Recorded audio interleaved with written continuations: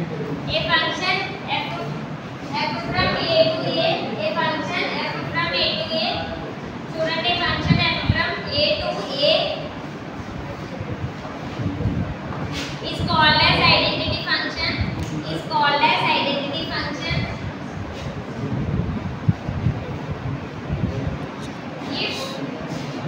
if one image of every element if one image of every element if one image of every element if one image of every element from set A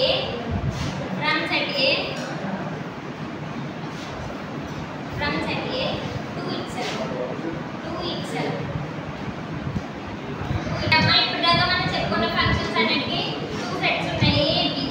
కానీ identity functions ఒకే set ఉంటుంది ఆ set లో ఏ element అయితే ఆ element తో map చేస్తే దాన్ని identity function అంటారు ఇప్పుడు చూడండి ఇది సెట్ సేమ్ ఎలిమెంట్స్ ఉన్నాయి 1 and 1 తో 2 తో 2 తో ఇలా చేస్తే మనం దాన్ని ఐడెంటిటీ ఫంక్షన్ అంటాం ఓకేనా ఎగ్జాంపుల్ డ్రా చేసుకోండి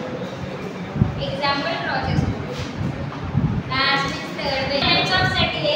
if all elements of set A constant function definition last type constant function that definition if every element of set A if all elements of set A is mapped to same image in set B is mapped to same image in set B if all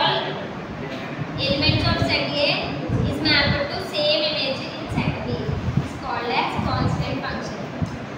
అంటే చూడండి ఒకసారి ఏంటంటే